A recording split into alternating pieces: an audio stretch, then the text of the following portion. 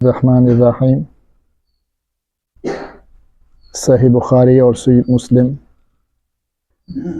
اور اسی طرح حدیث کی دوسری کتابوں میں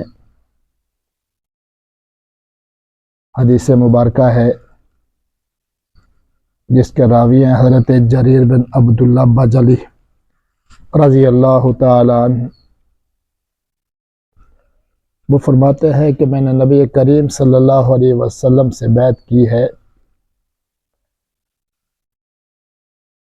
کہ ہر مسلمان کے ساتھ میں نے خیر کا معاملہ کرنا ہے، ہر مسلمان کے ساتھ میں نے خیر خواہی کا معاملہ کرنا ہے۔ نماز کا بھی ذکر ہے، روزے کا بھی ذکر ہے، زکوٰۃ کا بھی ذکر ہے، لیکن جو آخری الفاظ ہے وہ یہ ہے کہ ہر مسلمان کے ساتھ خیر کا معاملہ۔ حضرت جریر بن عبداللہ رضی اللہ تعالی عنہ انہوں نے اپنے خادم کو بھیجا کہ ایک گھوڑا خرید کر کے لائے۔ گھوڑا بیچنے والا بڑا مجبور آدمی تھا، پریشان آدمی تھا، اس کی بیٹی کی غالباً شادی تھی،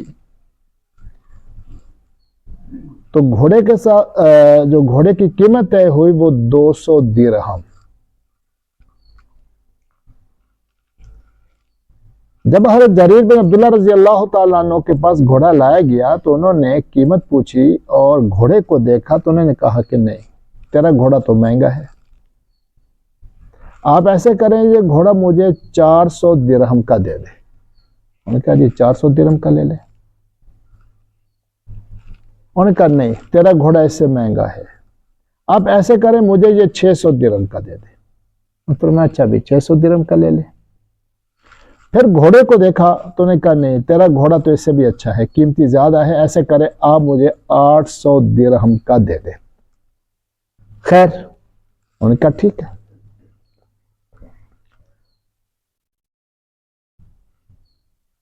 800 کا خرید لیا، 800 درہم اس کے حوالے کر دیے۔ اس نے پوچھا کہ میں تو مجبور تھا، میری بیٹی کی شادی تھی، اس کے بغیر شادی نہیں ہو سکتی تھی، تو آپ نے اتنا مہنگا کیوں لیا؟ اور فرمایا کہ میں بھی مجبور تھا۔ انہوں نے کہا جی وہ کیسے؟ انہوں نے کہا جی میں نے نبی کریم صلی اللہ علیہ وسلم کے ہاتھ پر بیعت کی ہے اور میں نے نبی علیہ السلام سے معاہدہ کیا ہے کہ میں نے ہر مسلمان کے ساتھ خیر کا معاملہ کرنا ہے، اچھائی کا معاملہ کرنا ہے۔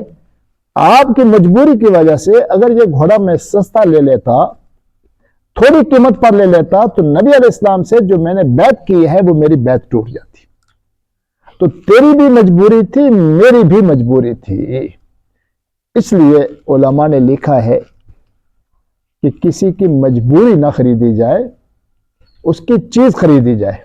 لیکن آج کل ہمارے ہاں کیا معاملہ ہے؟ دیکھتے ہیں کہ اگلا آدمی مجبور ہے، اس کا بیٹا ہسپتال میں ہے، اس کی والدہ ہسپتال کے اندر ہے، بھائی ہسپتال کے اندر ہے، باپ اس کا ہسپتال کے اندر ہے، اس کے پاس خرچ کرنے کے لیے پیسے نہیں ہیں، تو کیا ہے جی، وہ بیچارہ اپنا مکان، اپنا پلاٹ سستا بیچ رہا ہے اور ہم اس کی مجبوری سے فائدہ اٹھاتے ہوئے اور زیادہ اس کو رگڑتے ہیں اور سستے سے سستا اس سے پلاٹ یا اس کا جانور یا اس کی گاڑی، اس کا موٹر سائیکل وغیرہ جو بھی چیز ہم اس سے لے لیتے ہیں۔ یہ آقا صلی اللہ علیہ وسلم کے ساتھ جو معاہدہ ہے بیعت والا، وہ معاہدہ برقرار نہیں رہتا۔ لیکن آپ کہیں گے کہ ہمارا تو آقا صلی اللہ علیہ وسلم سے کوئی معاہدہ نہیں۔ یہ معاہدہ کس کا تھا؟ یہ بیعت کس کی تھی؟ حضرت جریر بن عبداللہ رضی اللہ تعالیٰ عنہ کی، نہ کہ میری اور آپ کی۔ نہیں بھائی، آقا صلی اللہ علیہ وسلم کی تعلیمات قیامت تک کے لیے، آقا صلی اللہ علیہ وسلم کی تعلیمات قیامت تک کے لیے ہیں۔ جو صحابہ رضی اللہ عنہم نے آقا صلی اللہ علیہ وسلم سے بیعت کی ہے، معاہدہ کیا ہے، اس کے اندر ہم بھی شامل ہیں۔ ورنہ تو یہ نماز روزہ یہ بھی صحابہ کے لیے، ہمارے لیے نہیں، یہ حج زکوٰۃ بھی صحابہ کے لیے، ہمارے لیے نہیں، یہ پردہ بھی کیا ہے صحابہ کے لیے، ہمارے لیے نہیں، یہ جھوٹ سے بچنا بھی صحابہ کے لیے، ہمارے لیے نہیں، یہ دھوکے فراڈ سے بچنا بھی صحابہ کے لیے، ہمارے لیے نہیں۔ ایسا نہیں ہے۔ अल्लाह रब्बुल इज़्ज़त के अहकामात और आका सल्लल्लाहु अलैहि वसल्लम की तालीमात रहती दुनिया तक पूरी इंसानियत के लिए है। बेहतर तो यह है कि पूरी इंसानियत इस पर आ जाए, वरना कम से कम मुसलमान को चाहिए कि आका सल्लल्लाहु अलैहि वसल्लम की तालीमात को अपने सीने से लगाए। पता चल जाए कि आका सल्लल्लाहु अलैहि वसल्लम से सहाबा ने ये मामला किया, ये बैत की, ये मुआहदा किया, तो अपने आप को उस मुआहदे में, उस बै में शामिल करे, उस बैत के अंदर शामिल करे। मैंने बै का लफ्ज भी बोला है और बैत का लफ्ज भी बोला है। तो बै और बैत ये एक ही चीज है।